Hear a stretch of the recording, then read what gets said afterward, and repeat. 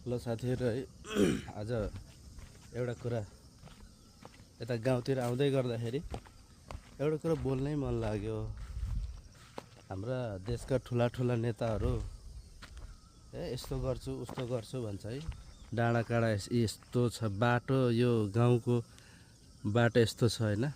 सिक्किमतिर हुन त हामी त्यहाँ पुगेको त छैन, सिक्किमतिर पुगेको चाहिँ छैन, तर सिक्किमको बाटो चाहिँ यस्तै ठाउँको बाटो एकदम दामी तरिकाले बनाएको छ अरे भन्ने चाहिँ सुने हो हैन।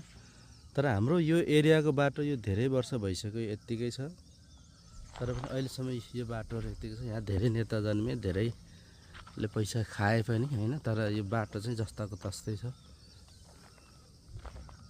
यो ट्याक्क यो खैरेनीबाट धेरै टाढा छैन हैन, खैरेनीबाट धेरै टाढा छैन, तर पनि विकास चाहिँ हुन सकेको छैन कि अझै। अब अलिकति यहाँ केही कृषिको अवधारणा लिएर आइदिने भने हाम्रो नेताहरूले केही गरिदिने भने अरू केही पर्दैन के। कृषिको कुनै आउँछ हैन, कुनै चिजहरू अब जस्तो केही आउँछ, तर कृषिको आयो भने पनि ठुला ठुलाहरूलाई मात्रै जान्छ कि, जसको जमिन छ, जोसँग पहुँच छ, सबै कुरा छ, उसलाई जान्छ कि। जुन गरिब निमुखाहरूको लागि केही पनि जाँदैन कि। त्यो भएर अनि हाम्रो यो एरियाहरू चाहिँ यस्तो एरियाहरू चाहिँ त्यत्तिकै खेर गइरहेछ त। यहाँ अब यसरी कागती खेती गर्नुभएको छ हैन, तर जे छ जस्तो छ त्यसैमा कागती खेती गर्नुभएको छ नि त।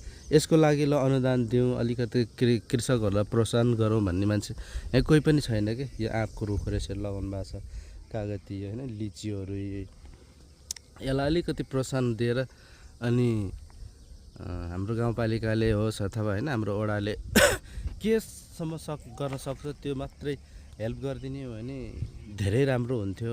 त्यही यही हो बजार हैन, यही हो बजार। यो बजारमा पुर्याउन सक्ने भने कति राम्रो हुन्थ्यो। तर त्यसको लागि पहल गर्ने कोही पनि छैन कि। ट्याक्क भोट आउने बेलामा मात्रै, जुन बेला भोट चाहिन्छ त्यो बेला यस्तो गरिदिन्छु उस्तो गरिदिन्छु भन्दै धेरै आउँछ कि। यो बाटोहरू गुनुनुनुनुनुन बाइक लिएर मान्छे लिएर आउँछ, अनि त्यो भोट मागुन्जेल त्यही 2-4 जना अघि पछि लिएर हिँड्ने, बाइक लिएर हिँड्ने, जिन्दाबाद भन्दै हिँड्नेहरूको लागि चाहिँ 2-4 हजार भयो, मासु भात पनि भयो।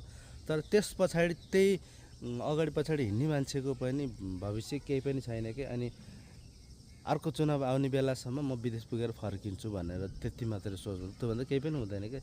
सो होइन, अब नेताहरू त्यो चुन्नुमा हाम्रो पनि गल्ती चाहिँ छ, तर गल्ती छ भन्दैमा पनि भएन। हामीले विशेष गरी गाउँ एरियामा चाहिँ अलिकति चेतना जगाउनु पर्ने आवश्यकता देख्छु म चाहिँ हैन। हुन त म त्यस्तो विज्ञ चाहिँ होइन, तैपनि